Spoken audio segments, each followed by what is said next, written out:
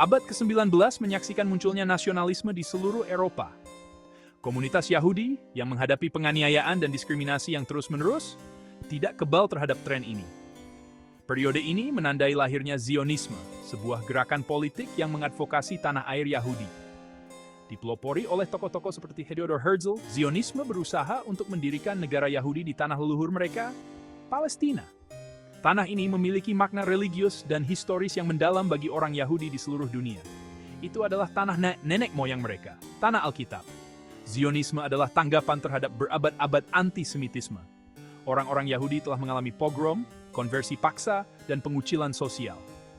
Peristiwa Dreyfus di Prancis khususnya mengungkap antisemitisme yang mengakar dalam masyarakat Eropa. Semakin jelas bagi banyak orang Yahudi bahwa keamanan sejati terletak pada negara mereka sendiri.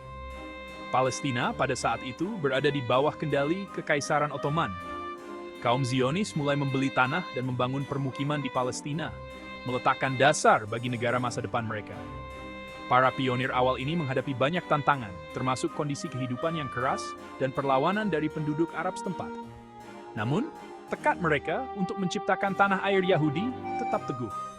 Gerakan Zionis mendapatkan momentum, didorong oleh impian tempat berlindung yang aman dan keinginan untuk menentukan nasib sendiri. Namun, mimpi ini akan memiliki konsekuensi yang besar bagi penduduk Arab yang sudah tinggal di Palestina. Kehidupan mereka yang telah terjalin erat dengan jalinan tanah ini selama berabad-abad akan segera diubah secara permanen. Perang Dunia I membentuk kembali lanskap geopolitik Timur Tengah. Setelah runtuhnya Kekaisaran Ottoman, Inggris Raya menguasai Palestina. Pada tahun 1917, di tengah perang, pemerintah Inggris mengeluarkan Deklarasi Balfour. Dokumen ini, yang hanya berisi 67 kata, akan memiliki konsekuensi yang luas bagi masa depan Palestina. Deklarasi Balfour menyatakan dukungan Inggris untuk pembentukan rumah nasional bagi orang Yahudi di Palestina. Pernyataan yang tampak sederhana ini memicu badai kontroversi.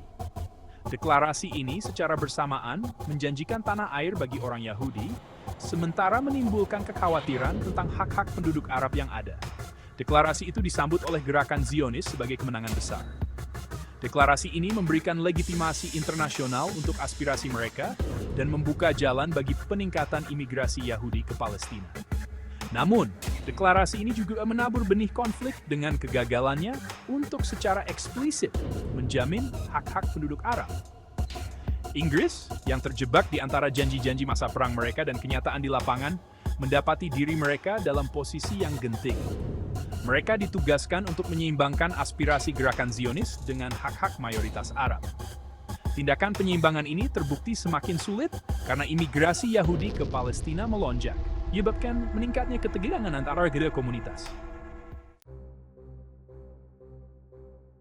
Deklarasi Balfour, ditambah dengan kebangkitan Nazisme di Eropa, menyebabkan peningkatan dramatis dalam imigrasi Yahudi ke Palestina. Ribuan orang Yahudi yang melarikan diri dari penganiayaan dan mencari perlindungan tiba di tanah leluhur mereka. Namun, gelombang ini memperburuk ketegangan yang sudah ada antara komunitas Yahudi dan Arab. Orang-orang Arab Palestina yang menyaksikan kedatangan imigran Yahudi yang terus-menerus dan pembentukan permukiman Yahudi merasa semakin terancam. Mereka melihat tanah air mereka perlahan-lahan direnggut. Tanah mereka dibeli dan mata pencaharian mereka terganggu. Kebencian dan ketakutan tumbuh di dalam komunitas Arab yang kemudian memicu konflik. Tahun 1920-an dan 1930-an menyaksikan beberapa pecahnya kekerasan antara komunitas Yahudi dan Arab. Bentrokan ini yang sering dipicu oleh sengketa tanah atau ketegangan agama merupakan indikasi yang jelas dari situasi yang memburuk di Palestina.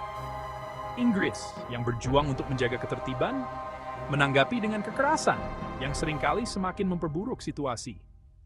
Pemberontakan Arab tahun 1936 hingga 1939 menandai titik balik dalam konflik. Pemberontakan yang meluas terhadap pemerintahan Inggris dan imigrasi Yahudi ini menunjukkan dalamnya kebencian Arab. Sementara pemberontakan akhirnya dipadamkan, pemberontakan ini meninggalkan bekas yang tak terhapuskan pada hubungan antara kedua komunitas. Panggung telah diatur untuk pertikaian, perebutan kendali atas tanah yang diklaim oleh keduanya. Bagian 4, rencana pembagian wilayah PBB, tanah yang terbagi. Kengerian Perang Dunia Kedua dan Holocaust mengejutkan dunia. Nasib orang-orang Yahudi Eropa dan kebutuhan mendesak akan tanah air Yahudi mendapatkan simpati internasional. Pada tahun 1947, Perserikatan Bangsa-Bangsa yang baru dibentuk mengambil tantangan untuk menemukan solusi atas pertanyaan Palestina. PBB mengusulkan rencana pembagian, membagi Palestina menjadi dua negara, satu Yahudi dan satu Arab. Yerusalem, kota yang suci bagi orang Yahudi dan Muslim, akan ditempatkan di bawah kendali internasional. Rencana ini, meskipun dimaksudkan untuk menenangkan kedua belah pihak, pada akhirnya tidak memuaskan keduanya. Kepemimpinan Zionis dengan enggan menerima rencana pembagian, menganggapnya sebagai hasil terbaik mengingat keadaan. Namun, dunia Arab dengan keras menolak rencana tersebut. Mereka memandangnya sebagai pengkhianatan, upaya untuk melucuti tanah air mereka. Pembagian yang diusulkan membuat penduduk Arab memiliki tanah yang kurang subur dan lebih sedikit sumber daya, yang semakin memicu kebencian mereka. Rencana pembagian PBB, alih-alih membawa perdamaian, justru mendorong Palestina lebih dekat ke jurang perang. Inggris, yang kelelahan dan ingin melepaskan diri dari kekacauan tersebut, mengumumkan niat mereka untuk menarik diri dari Palestina pada tahun 1945. Saat Inggris bersiap untuk pergi, firasat buruk terasa di udara. Panggung telah diatur untuk perjuangan yang dahsyat. Bagian 5. Sebuah bangsa lahir, Deklarasi Kemerdekaan Israel. Pada tanggal 14 Mei 1948, David Ben-Gurion, Kepala Badan Yahudi, mendeklarasikan berdirinya negara Israel. Deklarasi penting ini, yang menandai puncak dari perjuangan Zionis selama beberapa dekade, disambut dengan kegembiraan oleh orang-orang Yahudi di seluruh dunia.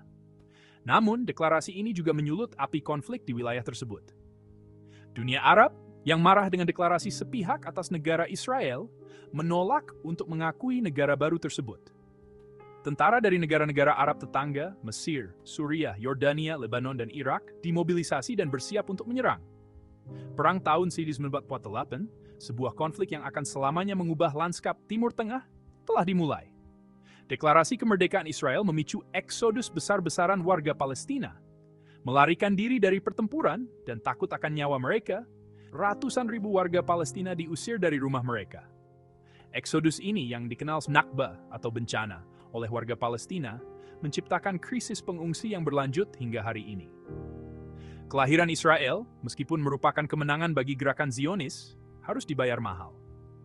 Kemerdekaan Israel menandai dimulainya konflik berkepanjangan yang telah merenggut banyak nyawa dan membuat jutaan orang mengungsi. Impian akan tanah air Yahudi telah menjadi kenyataan, tetapi juga telah menghancurkan impian banyak warga Palestina.